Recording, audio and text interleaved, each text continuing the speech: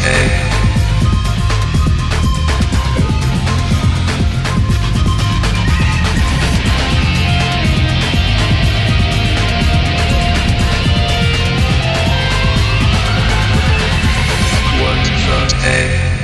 everybody, welcome to What the Tech. I'm Andrew Zarin. I'm joined by the one, the only, Mr. Call of Duty himself, Paul Thurrott. How you doing, Paul? That guy. You are the Call of Duty guy.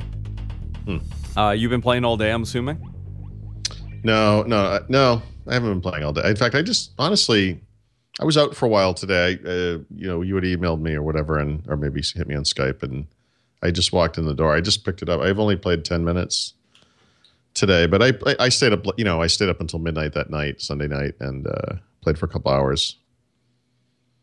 And yeah, I'm exhausted. I almost wanted to cancel the show today and be like, "Oh, Paul's not feeling well." I would have been A-okay with that. Yeah, and just for the reason because I wanted to see you lose your mind when everyone's like, "Oh, Paul got the Call of Duty virus." Because that's what happened. I think we canceled it last time, and that's what everybody was saying. You're like, "No, Dick, I'm really sick." Yeah, I was really sick last year. That's right. Yeah, that's right. So a lot's going on. So quick review. Let's talk about the game a little bit. Mm-hmm. How is it? It's good. Yeah, there are two aspects to it. So there's, I guess three. There is single player campaign, obviously, and I'm going, I'm only 3-4 levels in. So, so far so good. The Kevin Spacey thing is fine. There's been a lot of talk about how realistic he looks. I don't think he looks that much more realistic than any other in-game character. You still got that weird thing with the teeth in his mouth, and you can kind of see like through there, and it's his voice and everything, and he's great. I mean, Kevin Spacey's the best. So, whatever, that stuff's fine. The story so far, as I understand it, is fine. I believe the way they're setting it up is that this Atlas company, which has the largest army on Earth that is not beholden to any government, you start off in the beginning trying to establish the company as a force to be reckoned with, and you are fighting for good, and the things you do in the beginning are all good, but clearly that's going to go downhill, and I'm sure you'll have a crisis of conscience at some time as you progress through the game, but whatever, I'll get there. So, and then what year is it taking place in? I'm not really sure. It's the near future. Is what it seems like. Yeah. So because I saw it's a little bit more futuristic than the previous version. Yeah. I mean, they had done like a Modern Warfare series of games, and then Black Ops, which was more of a time span like Cold War to present time, and Ghosts, which is the other concurrently running. Actually, Black Ops is still running too, but Ghosts being the other one that started last year is slightly futuristic. This is also actually even more futuristic. They could have called it Future Warfare, so you've got exoskeletons, and you can stick to the wall and climb up the wall, and you can boost and jump over things, and so there's futuristic elements. It's futuristic. It's in the future, but the thing that they got right is that the play dynamics are the same as Call of Duty, and the problem I have, and I think other people have when they go from Call of Duty to any other first-person shooter, is that it doesn't feel exactly right, and so. Yeah. Battlefield, it happens, Medal of Honor, any shooter, and this is Call of Duty, and so you get in the game, first game, and you're like, this is recognizable to me. This feels right. It's and that's something that Yeah. Okay. The multiplayer, they've added like Titanfall type things, which I'm not so sure of, including those jumping through the air type stuff. So it can be more vertical than it was before. I had to resist the urge. Like the first night after, 15, 20 minutes of that, I went and looked at they have classic playlists, and what those are just the same maps, but you don't have the things that let you jump around. So it's more like normal Call of Duty. I played that for a while, and I was like, you know what? I got to get used to the new style and not, sweat that kind of thing. And so the year is 2054. 2054. Yeah. So 30 or 40 years, whatever. Yeah. So, I mean, it seems great. I mean, all of the Call of Duty games have really nice action set pieces in the single player campaign. But can I pick this game up and play and understand? And be decent at it. Like if I were to pick it up right now and be like, okay, I'm going to play this. Like, am I going to just have no concept of what I'm doing? I don't see. The problem is I play so much Call of Duty. I've lost a handle on that. A long time ago, these games started getting really complex. Modern Warfare was the first game to allow you to create like complex loadouts I feel like with these games, like you're right, they've gotten so complicated. Where if I were to pick this thing up right now, like I haven't played a first-person shooter in years. I mean, literally, Yeah. it's been years that I've played a game like that. So for me to pick this up, I think it'd just be like sensory overload, you know? Yeah, there's a lot of complexity to it. I mean, in the multiplayer games, obviously you have, you know, pre-built beginning loadouts you can use and all that kind of stuff. But as you progress through the game, as you gain experience, as you make kills with certain guns, you get access to, you know, attachments and other capabilities. And you have, I forget what they call it exactly, but you have a number of points that you can apply across your loadout. And so you can take points away from some things and add them over here somewhere else. And so, for example, if you want to have 2 primary weapons, you can do that, but then you would have to take away from something else, you know. And this is a variation on the system they've had for a while now. You know, I don't remember exactly how or when it changed, but so that stuff is familiar to me. But of course, some of the capabilities are new. You know, the kill streaks are new, familiar but new. You know, the perks are, you know, familiar but new, and it takes a little while. You have to learn, even if you're used to the game. I mean, the first key is to understand the maps and to know the maps, and to do that, you have to spend some time, you know, in them. And I don't think we talked about this, but last week on Tuesday, so it would have been after this show, right? Last week, yeah, last week, I went over. I play Call of Duty with a group of guys down the street once a month, and lately, for the past couple of months, we've been playing older games. And so I don't remember exactly which one. We played World at War, which was Call of Duty 5, and we played, I don't know, the original Black Ops, or maybe Modern Warfare 2 or something. I don't remember. But, you know, you play through some of those older games. You can still get online and play them. There are people still there. That's amazing to me. Yeah. Thousands. Well, thousands of people, at least hundreds of people.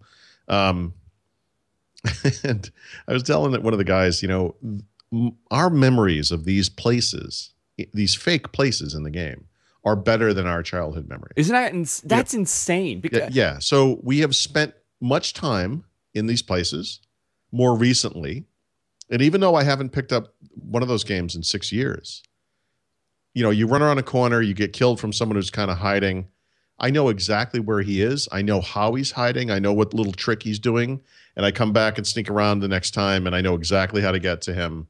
I know this place better than I know maybe every place except the town I live in. Like, that's a little weird. It's like a virtual memory or something, you know? I guess it's repetition, you know, like, because it's constantly. It's familiarity. Yeah. Yeah. But these are complex environments. I mean, even, I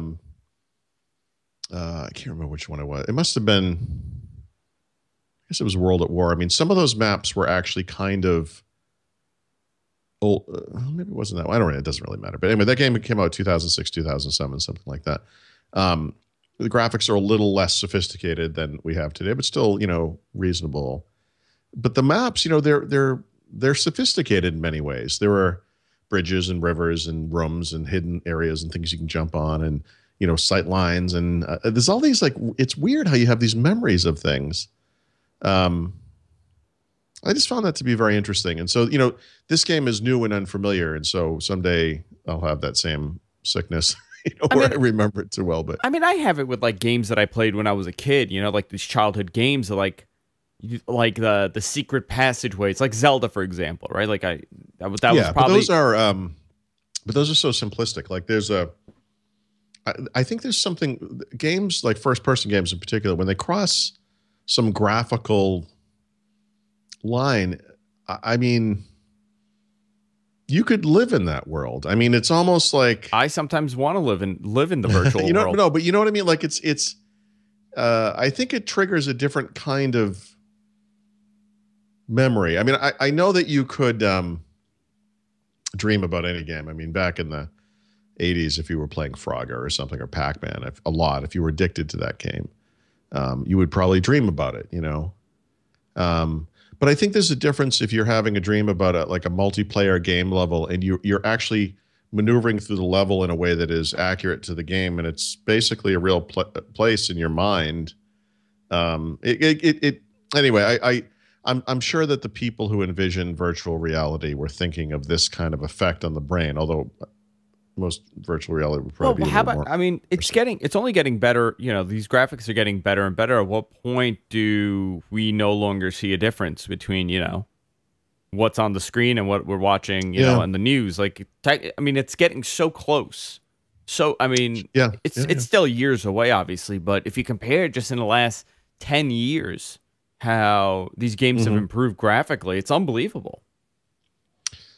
Yeah, I was I don't remember when this was, but sometime in the past year or so, I was kind of marveling at the way that you could go to Paris with the Google Maps, and you could look at street views, and you could go down the road, and it's like being in Paris. It's really kind of interesting. I mean, it's obviously not as immersive and real as like this 3D game where you're moving in space, but it's like an old-fashioned game where you're kind of going down in little chunks at a time, but it gives you a real idea of the place. And it seems like we're at the point where we could create these virtual spaces. I don't know what you'd do in them exactly or why you would do it, but you could use like the whatever engine Call of Duty uses or whatever, and construct a virtual Paris or New York City or whatever. And it could be populated by people that move around and cars that drive by and buses that are on some accurate bus route that would be real to the city. And I mean, honestly, I mean, for people who are not able to go to those places physically, financially, whatever, I think it could be very interesting. I mean, in fact, I want to live in that world. I'm going to leave. Oh, God. I don't want to do this anymore. I would feel a lot better if I lived in our world because there'd be no such thing as hangovers. So I guess, you know what? They would be so advanced that you would definitely get a hangover in that world. So everything works out well. Yeah. I wanted to talk to you about the Microsoft band, the fitness band. You have one. Yep. I wanted your input on this because a lot of people have come up to me and they've asked me about this thing. And I'm surprised so many people know about it, considering there's zero marketing for this device. Yeah. It's pretty simple. It's a simplistic device. But why would I want to pick this one as my fitness tracker? What's special about what they have done? Well, to be honest, there are a number of things that are special about this device. First of all, it has 10 sensors, so it kind of does everything, and it does things that almost sound ridiculous at first blush. It constantly measures your heart rate, for example. So if you have certain devices, you can go up and you press your finger on something and you wait 5 or 10 seconds, and it gives you a heart rate reading, and that's cute. But then you have to remember to do it later. And this thing, by the virtue of the fact that it's in the buckle against your wrist, it will. I don't know how often it does it exactly, but it's giving you a constant heart rate, and that's interesting data, useful data, and actually I'll get to why that's more impressive in the future. But it does UV detection, and so it has this understanding if you're out in the sun for too long, it could actually pop up a notification and say, hey, you got to get some sunscreen on or get a hat or something. Obviously it does the standard walking fitness activity type monitoring, calories burned, etc. It does sleep monitoring, although you have to turn that on manually like you do with Fitbit, and then turn it off manually when you get up. I've rediscovered that I sleep terribly, so that's been really annoying. It has a GPS built into it, which is also very unusual in most fitness bands. So if you go out for a run, you can track your, the course you took and so forth. Yeah. So it's kind of like it's the kitchen sink, kind of approach. It's, and because of that, it's big and it's bulky, and even the biggest one I have to put on like the strap is on the widest possible thing, and it's still a little tighter than I would like, which is not the case with Fitbit, for example. Fitbit fits better for me for whatever reason. Battery life is terrible. It is. It's about a day and a half. Wow. Okay. Well, they said what, 2 days? You would get 2 days. It's not 2 days. It's a day and a half. Yeah. But to be fair to Microsoft, that's the battery life of everything that's like this. The watches, the Gear Live Fit, the Gear Live Watch, those things are all the same thing. You have to charge these things all the time. It has kind of a, I don't know if I can show this. It doesn't really matter. It's got a little, like a nubbin charger that's magnetic. So it's a little bit like the Surface charger, except it's, actually works. I'm trying to think. It requires a mobile app of some kind. There's one for iOS, one for Android, one for Windows Phone. And that's great. I mean, it's cross-platform, so that's a huge help. And it's there's a couple of things that you get on Windows Phone that you don't get elsewhere, but they're the types of things I'm never going to use anyway, like the Cortana stuff, which is crazy. Voice command baloney. But then it goes kind of beyond that. So, and I should say, actually, before I get to the, keeps going kind of thing, there's an underlying service called Microsoft Health, which is where this data is stored. And Microsoft Health can integrate with Health Vault if you want to share this information with your healthcare provider. It's basically, the back end, and it's the Azure-based machine learning bit, which is one of the many ways in which this thing goes over the top compared to other devices and the services that they're built on. And so, for example, and I'm speaking pie in the sky, and I'm perhaps speaking theoretically because I haven't witnessed any of this stuff, but this is how Microsoft describes it, which is that this thing can keep getting better because they've got machine learning up on the back end. So, for example, you can integrate. The other thing it does automatically is it integrates with your calendar, your schedule, with your text text messages, your email. And so I turned all that stuff off because my wrist was, every 2 seconds. Emails, it was getting stupid. But with machine learning, you can do something like, and again, I'm offering this up as this is what Microsoft told me. This is not, I don't believe there right now, but it's the type of thing that is possible with this device, not in the future, but with this device is you're getting constant heart rate monitoring, constant UV monitoring, constant, activity monitoring, et cetera, sleep quality monitoring. Hey, Paul, every Monday morning you have this recurring meeting with your boss. Every Sunday night you sleep like crap. And every Monday morning when you get up, your heart rate is accelerated by 10% over what it is normally for the rest of the week. Interesting. Clearly, you're being impacted by this meeting that you have every week. Yeah. Maybe you should drink some water before the meeting, do some yoga, do some meditation. Yeah. It will give you these kinds of, this is what machine learning can do. And so it's kind of this intersection of data that requires a ton of, cloud processing that makes these kinds of connections and suggestions, and they will, improve over time. So we'll see. So here's my question for you, because I'm thinking about getting this one. Yeah. Should I buy it? I'm having a hard time. So, and if I don't buy it, what do I buy? Right. So what I would say is, compared to other things that are just like it, the Gear Live Fit, for example, which is Android only, probably the Apple device, which I don't have yet, so I can't really make a fair comparison. The Gear Watch, also Android only, or any of the Android Wear watches. This thing is platform agnostic, which I like. Yeah. It's far more capable than those other devices, which I like.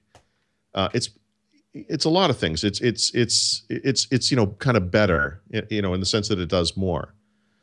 But there are much less expensive, much less capable devices like the Fitbit that get way better battery life, 7 to 10 days of battery life.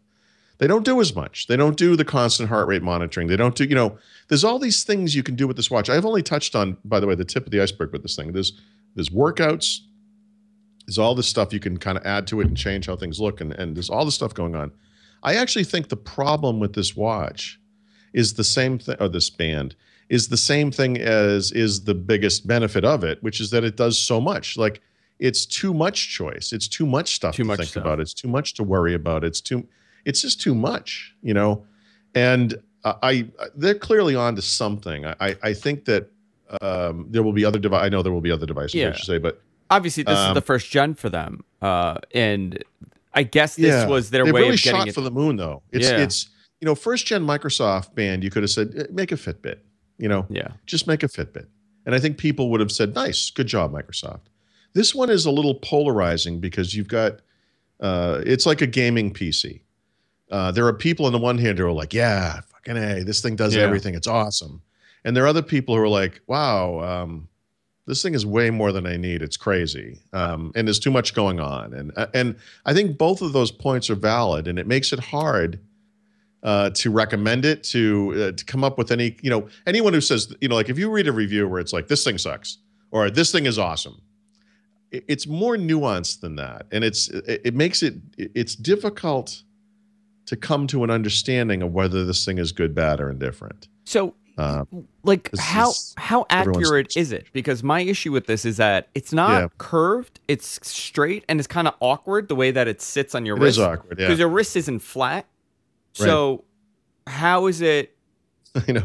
Well, I mean, I don't know if you can see, like, I don't know how well I can do this on the camera, but I mean, it does have that kind of awkward. Let me see if we can. I'm trying to put it in front of something white so you can kind of see it, but it sits poorly. Yeah, it's That may not matter. There have been people who are saying, we'll switch it around and you can wear it with the thing on the inside of your wrist. You can absolutely do that. It's fine. I actually. My buddy, it's just because I've been wearing a device like this on my wrist for probably 3 or 4 years now, and I just prefer the screen to be where it is, and whatever, it's like it's really obtrusive. I mean, it's like a manacle, Does it does it have the most sensors out of all these devices that are out there? So 10, nobody's doing 10 sensors. No. Yeah, that's interesting. No. I guess what's next for them to do? Like the hydration levels, right? You could do your yeah, sure. Hydration, your oxygen intake levels. I guess if there's a sensor, they get it through your pores. I believe it does. I don't know what the whole list. I mean, I assume it has an understanding of like your elevation and how that impacts your health. Like if I live at sea level and I'm going to go work out in Denver, Colorado, is that going to be a problem? Does it? I don't know. But this is the type of device that I think will, kind of handle this stuff with more aplomb. I mean, you still have to do stuff like say, I'm going to start a workout. Yeah. I'm going to go to sleep. I do think they will, and they hinted and told me in some ways that they are working on that stuff and hope to get it in there, before V2 or whatever. But I do think those things will be overcome. But, one of the biggest benefits of this thing, I think, is how much data it is automatically grabbing. One of the downsides to it is how much data it is not automatically grabbing. Like, I wish it would just have an understanding that I have gone to sleep, based on the time of day, my habits, lack of movement, et cetera. Let's consider this sleep and do that kind of thing. I wish I could just start via, if I start running and it's, it could have some determination that I have, made some movement or whatever it is, however it works. Turn on the GPS, start tracking that thing automatically. Yeah. Do that kind of, I guess this is the next level for these devices, for these phones. And it's just the constant monitoring of everything. Analytics. I mean, we want stats on everything now. It's gotten so, everything. You want to know everything that you're doing, how many hours of sleep you're. Yeah, but you know what? Seriously, I'm not gonna be able to really say this in an efficient fashion, but if you think about, this is going to sound like a weird segue, but if you think about an effective democracy, like how does that work? You have an educated electorate. You have people who understand what they're voting for, and then they're actually voting in their own best interest. That requires data. It requires information. And in the old days, that meant that they would get a newspaper delivered, or legal documents that would explain these are the laws of the land, and you would have local meetings and vote about those things and do all that stuff. This is like the democratization of health data in the sense that it gives you the information you need to make the right decisions about your health. It's not hokey. I looked it up on Wikipedia. I think these are my symptoms. It's, good data. And, you can hook it into background health services through Health Vault if you want. And that will get that information to your healthcare provider, your doctor, or whoever, and vice versa. So that when you go into your doctor and you get your weight officially measured, or your blood sugar levels, or whatever it is you're getting tested, that stuff gets pumped back in on the other side. And the aggregation of that data and the way that it's analyzed or whatever, and then presented as advice or tips, or it's like, Paul, your heart rate is it's not good. You might want to go to the doctor. Yeah, I mean, we that kind of thing. I mean, we like to speculate like about what devices, like we do the thing like 10 years into the future. What's going to be the big thing? Like battery technology, obviously, is something that is rapidly getting better. I mean, you're seeing these devices with 15 minutes you're at a 70% charge, which is phenomenal. But sensor technology is going to be the big thing now. That's what's going to kind of be the big I can't find the words for it, but I guess like the big revolution, the next big thing is going to be all these sensors on these devices and it's right going to measure everything. You're absolutely right, and it's the right combination of sensors on the right devices in the right places, right time, kind of thing. There are going to be sensors everywhere. I mean, there are going to be like those little RFID things. They're going to be just everywhere, and it's the type of thing where, like right now we need the device to GPS and get our position, and there's some expense to that in the form of battery life. But if we had sensors around the neighborhood that could just ping against the watch, or whatever as you went by, it may obviate the need for this thing to be like a little central processing unit of some kind or whatever.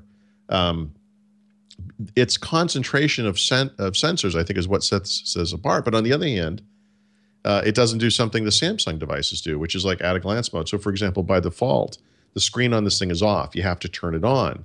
And so if you want to look, you can change that. So there's like a clock display, which, impacts the battery life. But on the Samsung watch, when you bring it up in that, I guess maybe it's Android Wear that does this, but when you bring it up in that mode where you would look at it, the screen comes on. Let me actually correct myself here. Everybody, and you guys are right. The chat room is correcting me. Battery technology hasn't gotten tremendously better. Battery management has gotten better. That's and the intelligence use of sensors could help with the battery life on these devices. That's what I'm saying. In other words, you have a colorful LCD screen on here that burns battery life. It doesn't make sense for that screen to just be on. For example, last night I was reading a book. I was reading a Kindle, but I was in the dark. My wife's asleep. The lights are off, and this stupid thing is shining full blast.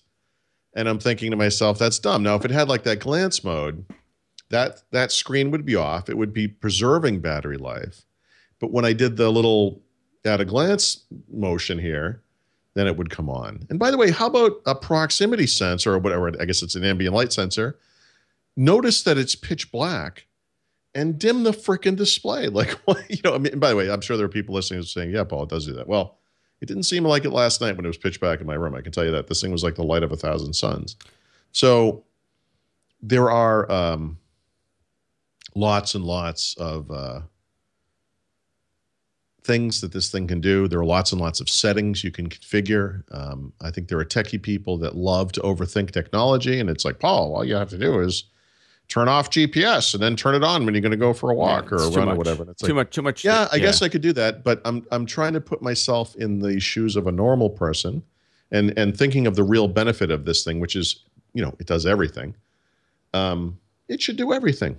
Yeah. Don't do 78% of everything. I just do the whole thing. And I think they're going to get there. Right before the show, we were joking about drinking, and something that I would love for this device, like all these, watches and all these things to do, is detect if I'm drunk, and to tell me, like, hey, listen, Andrew, like every time, like every couple minutes, like, oh, your alcohol level's going up, like this is what you're at right now, and someone, by the way, detect the Bluetooth in your car, know that you're drunk, and say, okay, you're not driving, stop vibrating, annoy the shit out of you, and it's totally possible. This could absolutely do that. It's possible to do it.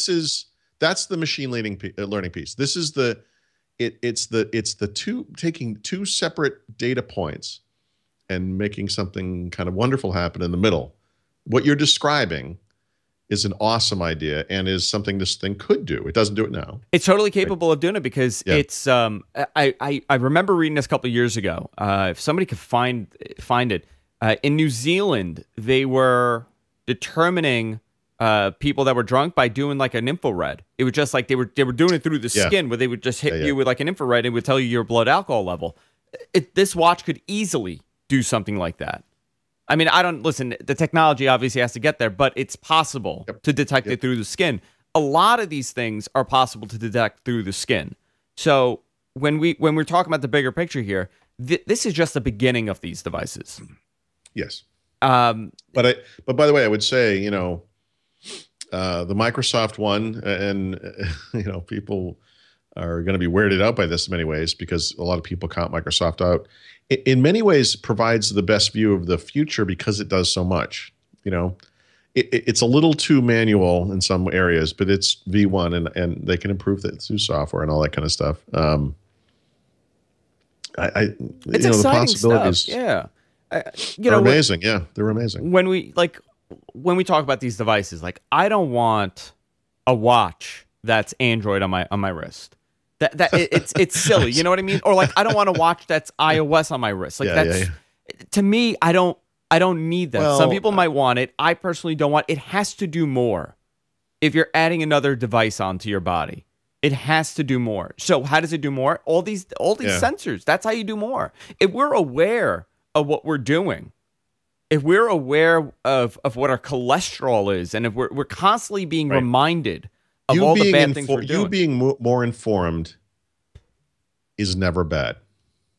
Not when it comes to your own health, not when it comes to all kinds of other things. It helps you, you know, it can't not put the chocolate in your mouth, or maybe chocolate's not that bad, but it can't help you. It can't stop you from making bad decisions.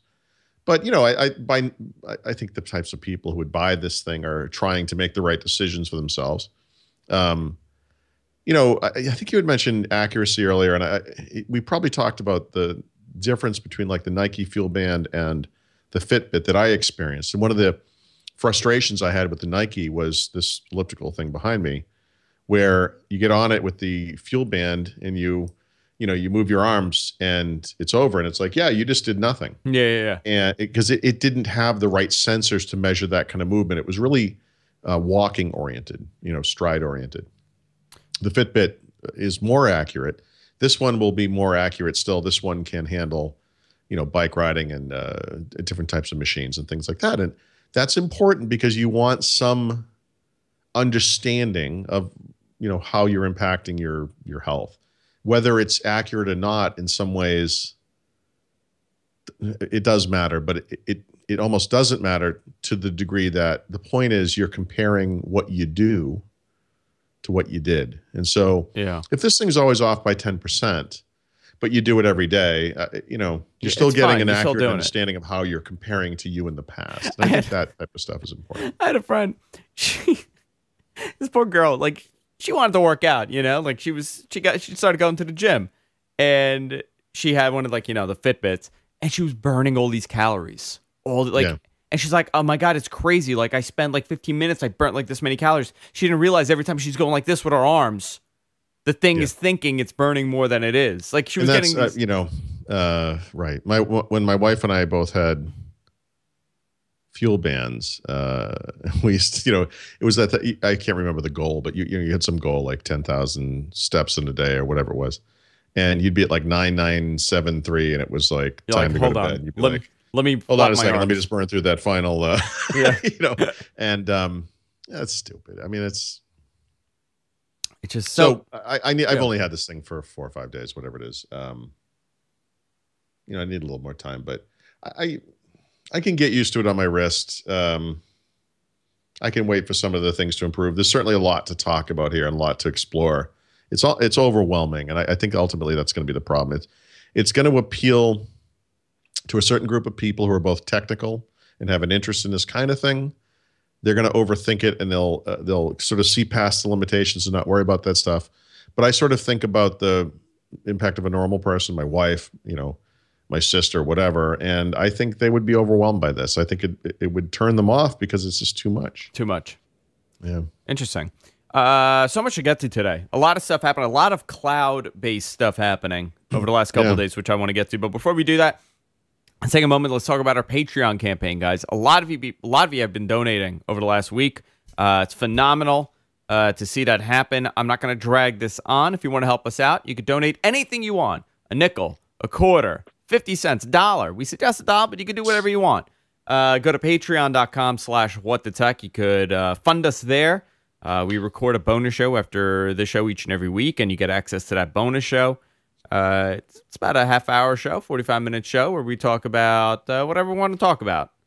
Doesn't matter. Just extra content that we're offering you guys. Again, patreon.com/whatthetech. You could go there and help us out.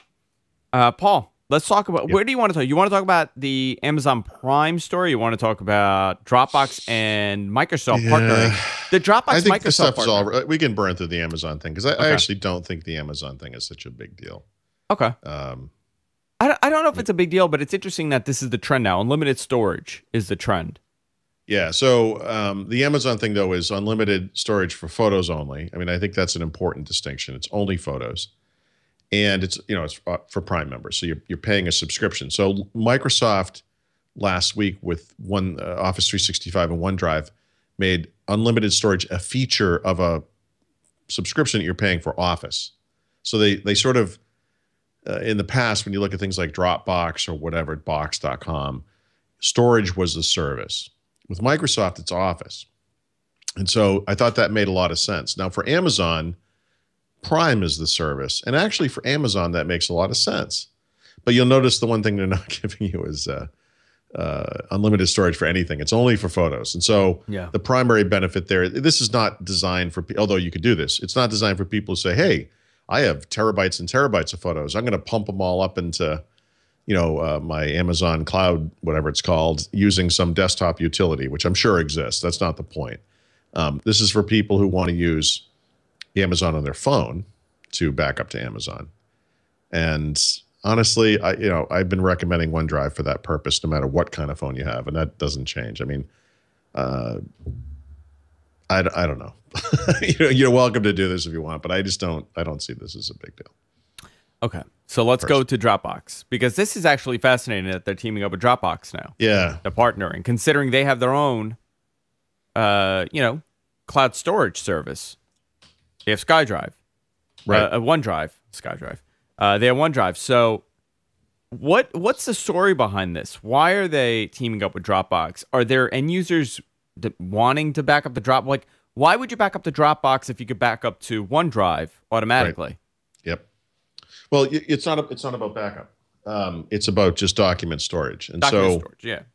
I on Twitter, if you are silly enough to follow me everywhere, I guess, you'll see me go through my 7 stages of stupidity. And so I often have an initial kind of knee-jerk reaction, and then I consider it a little bit. And, hopefully by the time I write it, I write something that's not insane. But, my first kind of reaction to this was, so Microsoft just knifed Dropbox in the back when they made OneDrive unlimited for everybody, Now they're throwing them a bone. Like, why are they doing this?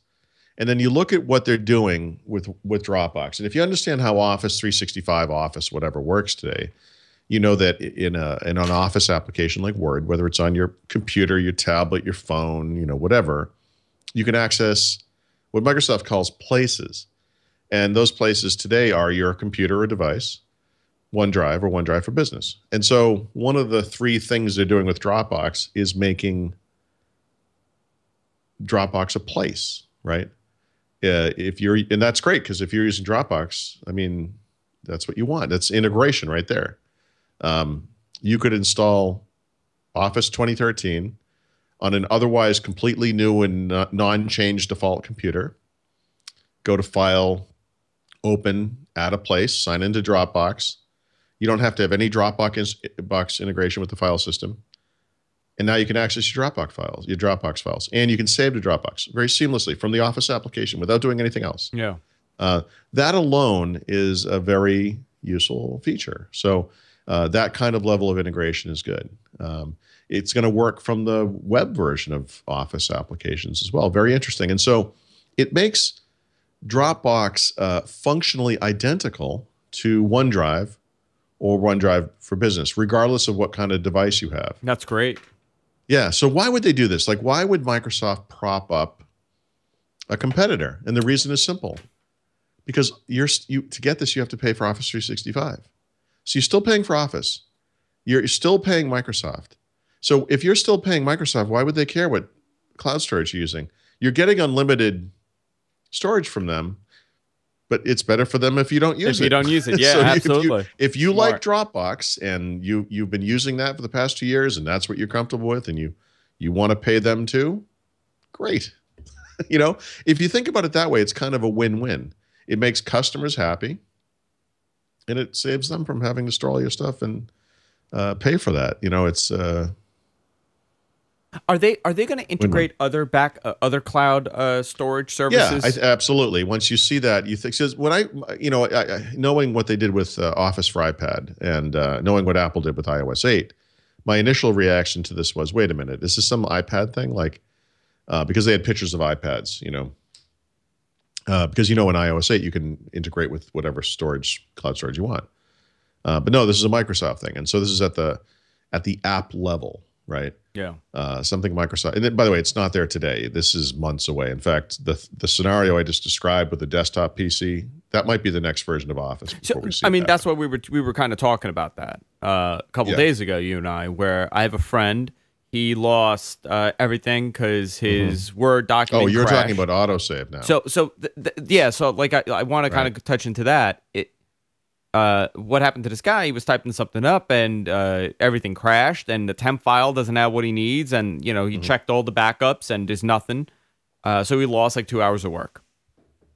On the iPad, it automatically saves as you go along, or on the cloud version, the web version. Are they going to integrate something like that with the desktop, where he says, okay, you know what, we're not going to save it to local, we're going to save it automatically to the cloud every couple minutes? Yeah, I don't know.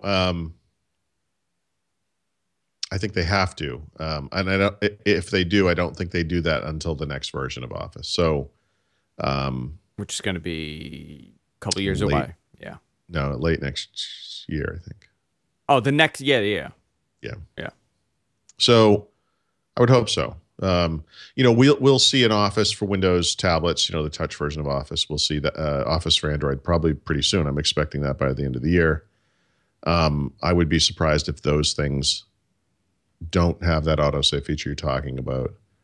But for now, I'm just guessing. But based on how Office works, I would say Office doesn't care if you're saving a file to Dropbox, to OneDrive for Business, to your local PC. When you hit Control S, it's going to write whatever it writes, and you'll keep working. And in the background, it's putting it where it's supposed to go. But I think you have to hit Control S. I don't think it will sit there and pipe it up as you go. I don't think that's how it works. But we'll see. We'll see. It's interesting to me because now there's so many. The options are all open. You could. If your company's using Amazon Cloud Storage, you just eventually they might open it up to everybody, and that's where you back it up. Yeah, because it's fun. I honestly, we'll see how Dropbox or any other companies weather this change with OneDrive, but obviously there are a lot of people and a lot of small businesses using Dropbox for valid reasons, and there are bits of functionality in Dropbox that still aren't implemented in OneDrive, and I think they will be. But if you're worried about document versioning and that kind of stuff, whatever. And they have desktop integration pieces that Microsoft doesn't have as well. So there are huge advantages to the Microsoft stack. But ultimately, it doesn't matter. I think what Microsoft is worried about is that you pay for Office, and making Office work better with Dropbox and then possibly with other services as well is something that makes Office more valuable and thus makes you more liable to pay for it because you like the service. So I'll tell you, because they have I think it benefits everybody. It's an uphill battle.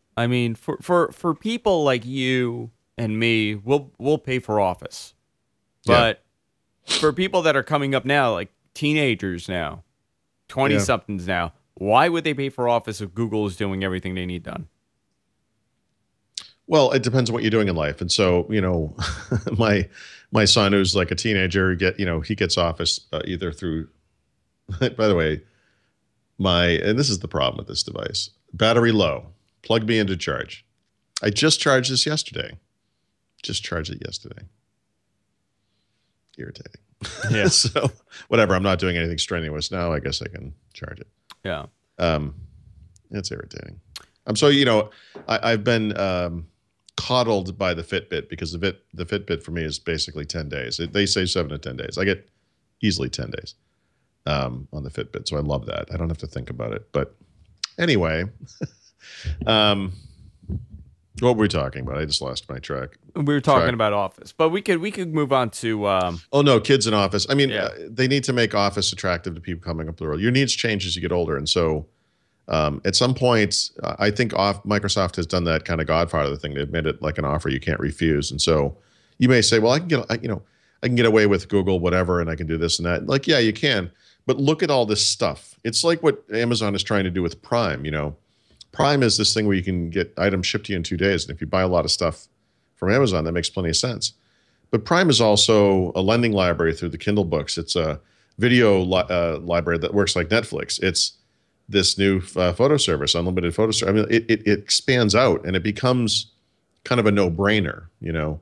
I think they're trying to make Office a no-brainer for people. It's interesting how so many people are competing now, you know? Yeah.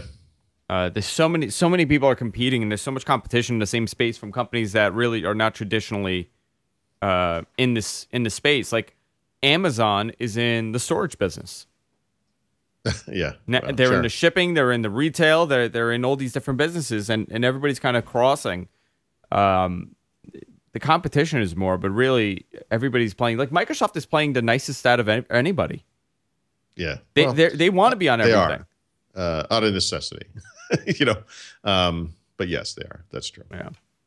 Paul, I want to ask you: are you getting the Nexus Player, the Google? You know what? I don't think I'm going to. I just looked at that today again. I keep going back to it. It's hard for me to not knee-jerk buy every single living room device that comes down the pike. I think I'm going to say no to this one, not because I don't think because I think there's anything wrong with it.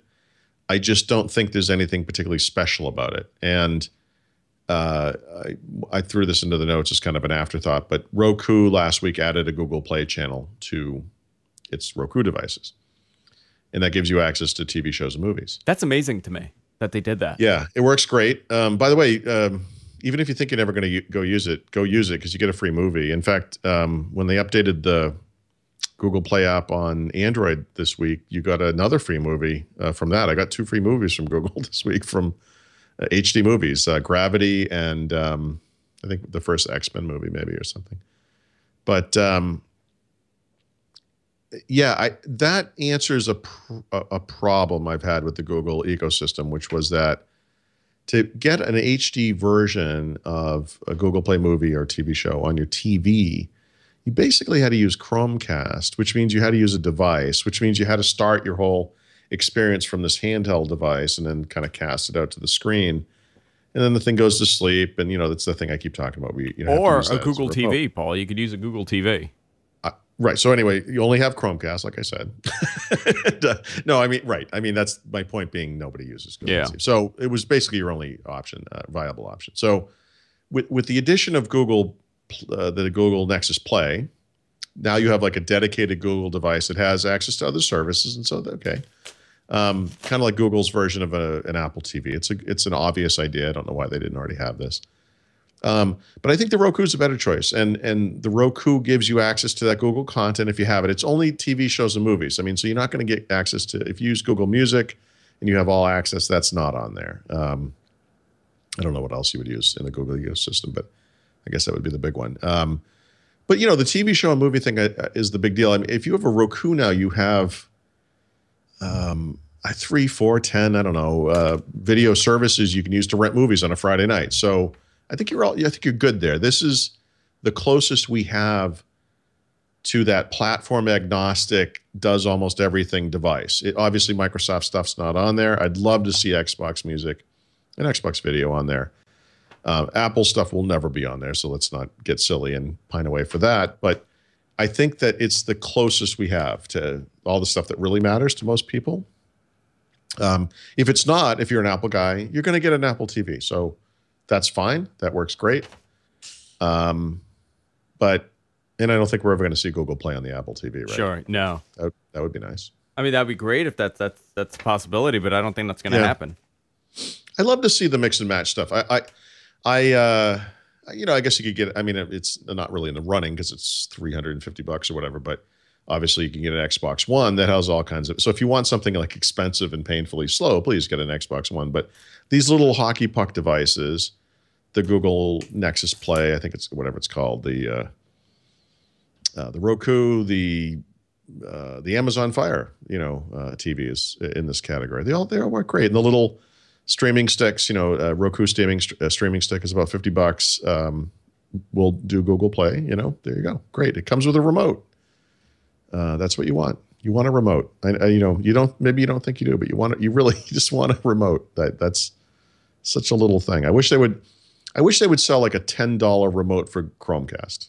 You know, but they don't. Sorry, I had to. There was like so much noise coming in from outside. I had to mute it. Yeah, I wish that was the case, but they're not going to do that. Now, the Amazon device is the most interesting to me right now. The Amazon Firebox, the Fire TV. The Fire TV or the small one? Well, the small one I ordered, but the Fire TV itself, I was reading some of the reviews for the the Nexus Player, and they're not great. Like, they're saying, like, they made a big deal out of gaming, but you could tell that it's like a secondary thing. A lot of these titles aren't there, and the experience is not all that great. But when Amazon released their box, like, people were saying, like, this thing is super fast. Yeah. I think the Amazon device is technically the most sophisticated, you know, the fastest processor, most RAM, that kind of stuff. You can get an Xbox style controller for it and play games. It works pretty well. In fact, maybe I should go see if there's, I bet there's a modern combat type game on there or something. But I think that's overkill for most people. I do think that a Roku streaming stick, the Amazon, what's the Amazon stick called? Like a Fire TV stick, probably. These types of devices are just kind of all in one. You know, they plug into the side of your TV. You never see it again. They have a remote, a simple remote. You know, play, pause, forward, back. You know, menu, whatever. Simple. These are great devices. You know, I ordered a stick. I'll get the Amazon stick. I did order that one. I didn't.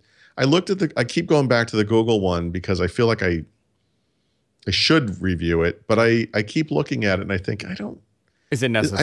I don't have anything to add here. It's obvious what this thing is.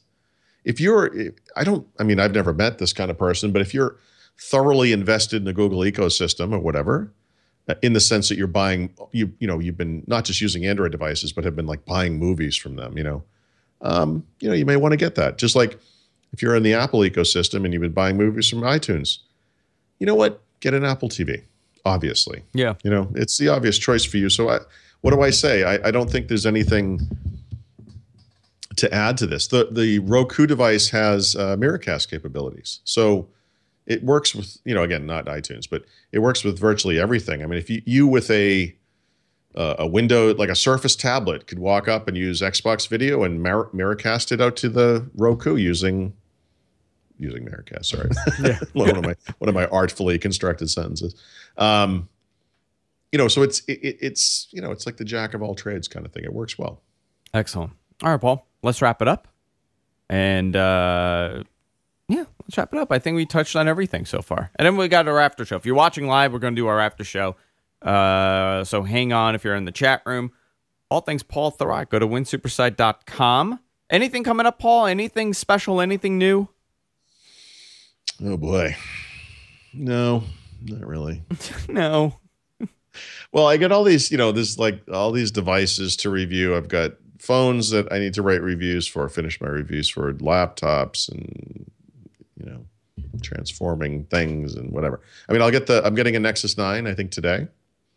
Oh, nice. That was probably a stupid, expensive purchase that I just kind of wanted it. You didn't do the $199 purchase, or you did? No, because I am never buying a 16 gig tablet again, ever.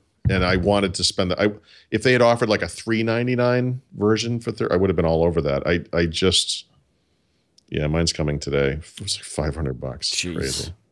I know, but I can't. I go cheap so often on electronics, and then I regret it. And I'm not going to do that again. So, yeah.